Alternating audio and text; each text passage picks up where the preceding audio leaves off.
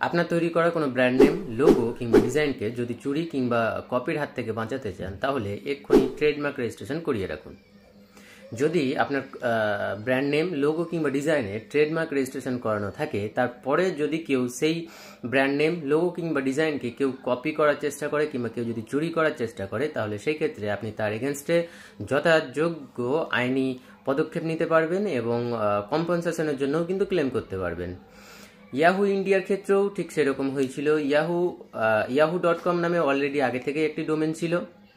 পরবর্তীকালে একজন ভারতীয় yahuindia.com নামে একটি ডোমেন কেনে।